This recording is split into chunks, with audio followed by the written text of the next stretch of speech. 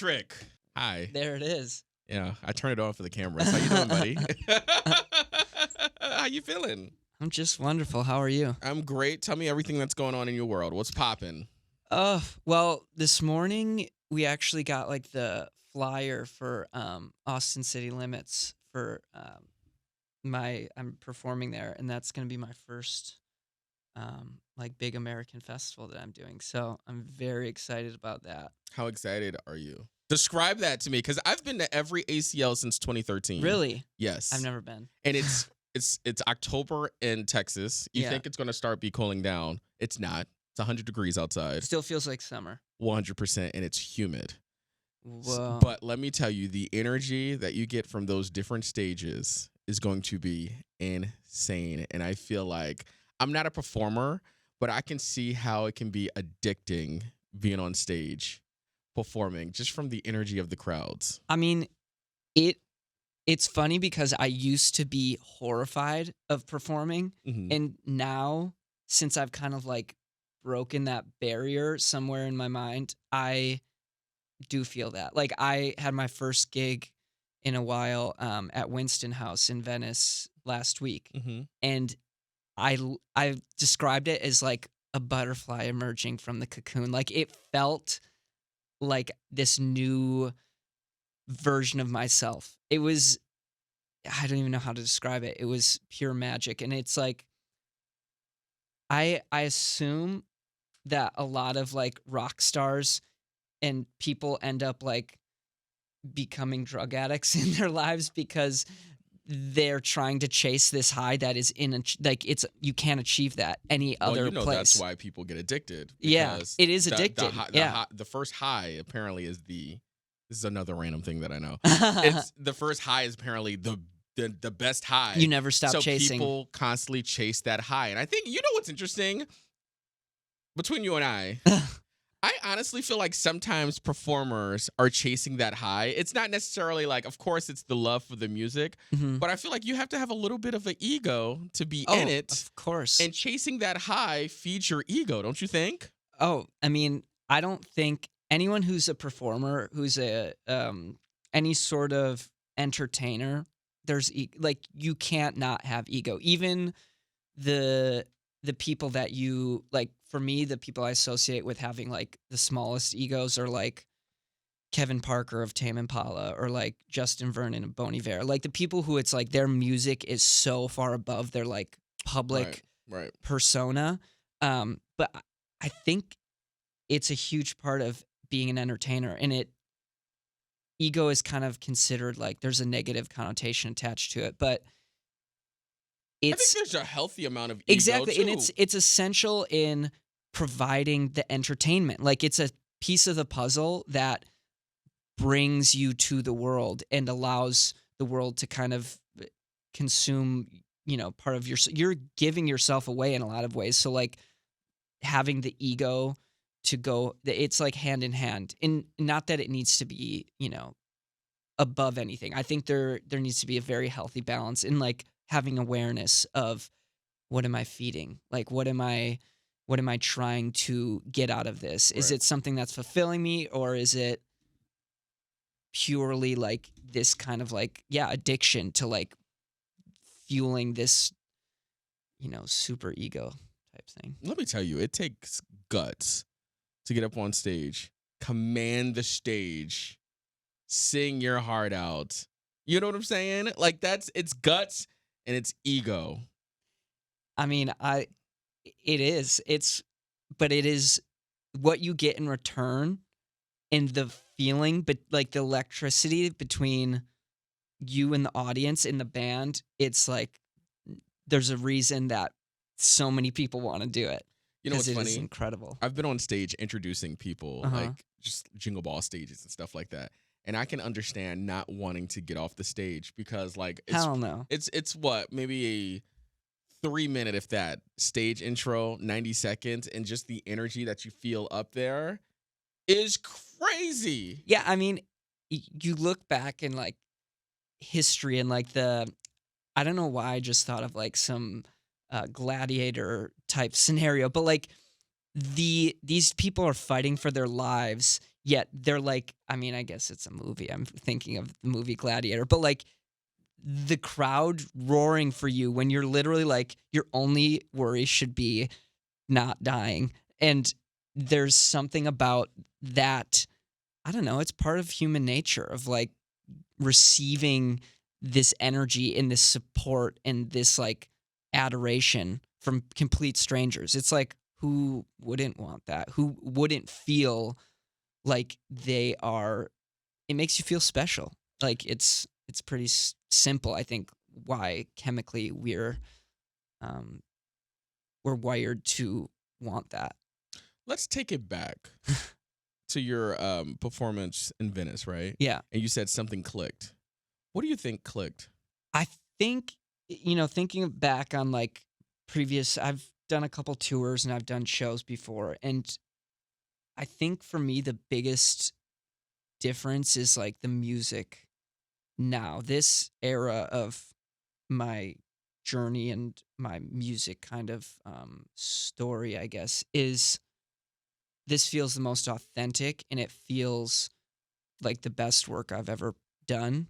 So I think that performing it live for the first time was like, it felt like, oh, this is how I'm supposed to be introduced to the world. This feels like the body of work that the masses hear.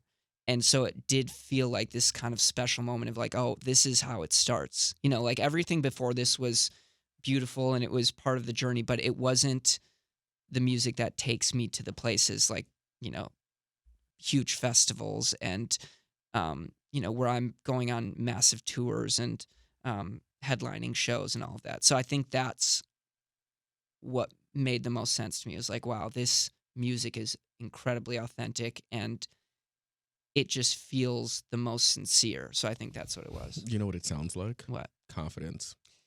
That too. I mean, I loved the music that I put out and I still do, but I feel like I'm never not searching for like what is my musical identity? What am I trying to say? And this body of work is the most confident I am in what I'm saying and it being genuine and it being like, this is the music I want to be making. And granted, I'm always trying to push it and I'm always trying to. That's that drive, bro. Yeah, I'm always trying. I mean, I think that you're just, as a creative person, you're never not turning over stones. Like you're always looking for the next kind of version of yourself. But this that I'm in right now feels really special. Interesting. You know what's interesting? How I feel like as a creative, you're constantly chasing that one thing. But I feel like there's going to become a time where you're going to have to find a balance because I feel like you would drive yourself crazy if you're constantly chasing that one thing because then you'll never be satisfied. Yeah, and I think chase is like maybe that might have like a negative connotation. Like it's like something you can never achieve or never get to or catch. I think it's like, I think David Bowie talked about it a lot. It's like that need to evolve and that need to explore. And I think what happens to a lot of artists, like my favorite band is Arctic Monkeys, and their most recent album is like really mellow and very songwriter driven, and it's polarizing, I think, for a lot of fans. And to me, it's them wanting to continue to evolve. They don't want to just put out the same music that made, the AM album that made them these global stars. It's like they're more concerned about the art than they are about maintaining this kind of expectation with their fans. And to me, that is the most true version of artistry, is when you really are fulfilling your inner self and like whatever stage you're at in your life, that kind of thing. You are expressing it through your work, and you're not thinking like commercially, like, oh, this is, if we put out another album that sounds like AM, it's going to be massive. And so the evolution, like David Bowie did a drum and bass album. Like, does anyone know about that album or listen to it? Probably not. But like, that was part of his confidence in his journey and like, yeah, this is just what I feel right now and this is what I'm into, so I'm going to do it. And I think that a lot of artists go through that, and I'll inevitably go through that, but right now I'm just like really happy where I'm at and what I'm creating, and I'm so like the team that I've found to work with has really changed a lot for me. That's amazing. You know what's crazy is that I feel like every artist has that one album that it's like, I'm going to do my thing. Like, I don't care what y'all say, but I want to do what fulfills me. And I feel like every artist has that one thing. You know what I mean? That one album. Yeah. I mean, I feel like a lot of times it's early days because that's before there's the pressures of fans, right. the pressures of labels, the pressures of, everyone around you wants you. You've just made a lot of money. You've made everyone a lot of money.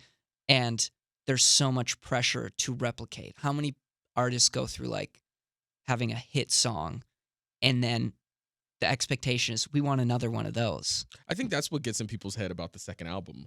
Like, totally. Especially when course, the first album is massive, and then it's like, all right, do it again. Yeah, do it again and do it, like, just write the same song that did really well, just a little different. Yeah. And it's like, doing that, you'll never write that song again. That would also drive me crazy as an artist.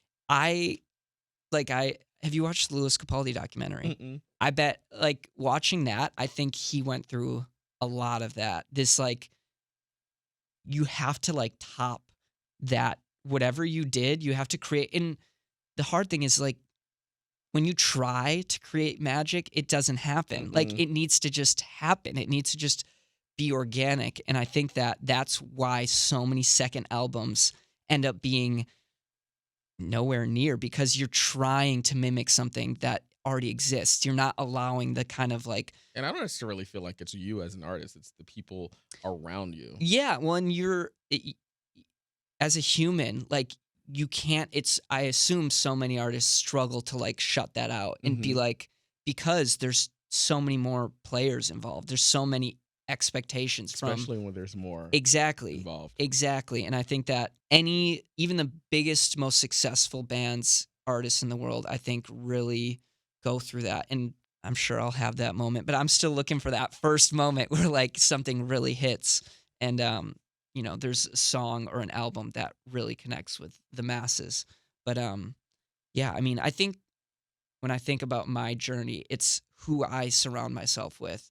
And like, I look at Harry Styles and his albums that he's put out, and I think that the reason that, in my opinion, they've stayed really honest and really, I mean, I like all of them, is because he has worked with the same people, and he has really like kept his group really tight because they all want the same things, which is to be honest and to make music that feels authentic. And I think that for me is a big reason why the music has stayed. Like, he's had monster hits on every single album, and the albums themselves, going through, the deeper cuts, are all beautiful and honest. And I think that's why.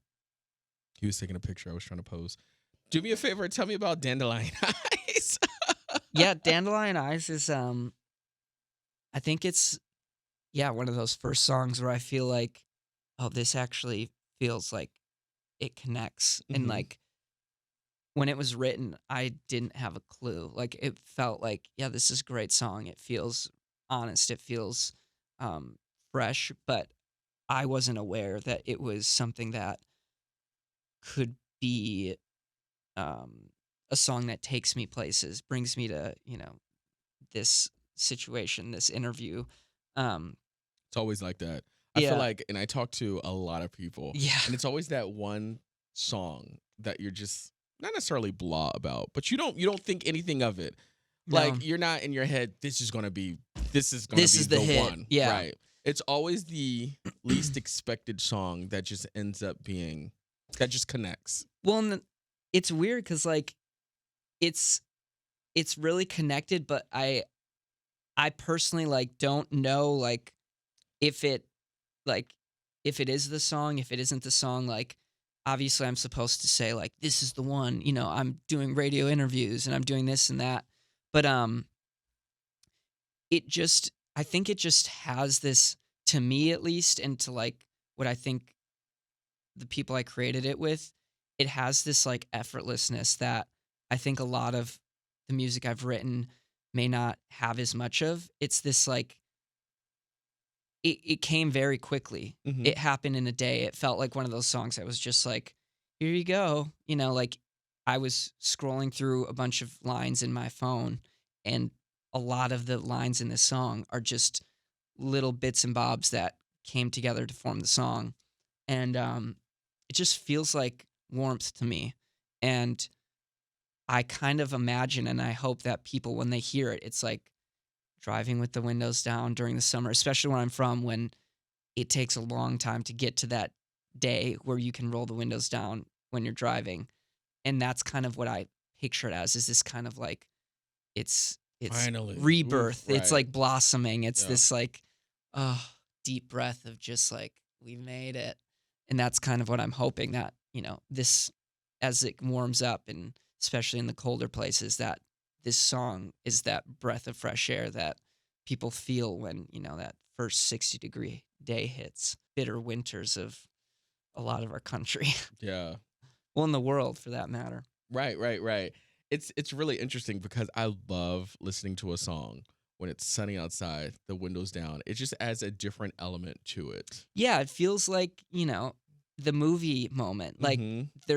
everyone has done that, and everyone has felt that, like, hand out the window while you're driving, and like it doesn't matter where you're going. It doesn't. I Yeah, don't know if you do this exactly. when you're driving, but I'll have my Exactly. hand out the window and I'm just Yeah, with the wind. exactly. And I think that songs that you connect with, that those never leave, and those never, it ingrains itself in like kind of your timeline. Right. And that's what I feel like this song is meant to be, and what it makes me feel is like, it feels a little bit like that movie kind of thing, like where you're just like not a care in the world. Like it just feels like a warm blanket. And um yeah, I really hope that it connects in that way with people, is the way it does with me, because it, the way that Fleetwood Mac, like when you listen to Dreams, or you listen to that anything off the Rumors album, like that is what that music does for me. Dreams is the perfect driving song. Oh, it's just like,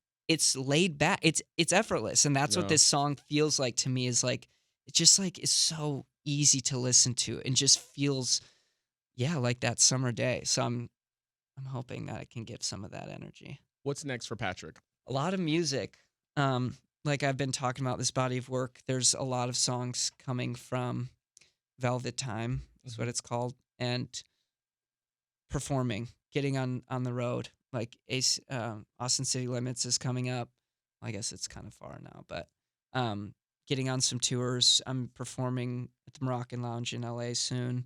So just getting out there, just constantly like pushing, and one fan at a time, just really trying to get myself in the mix. Have you been to Austin? Yeah, I was just there a couple months ago.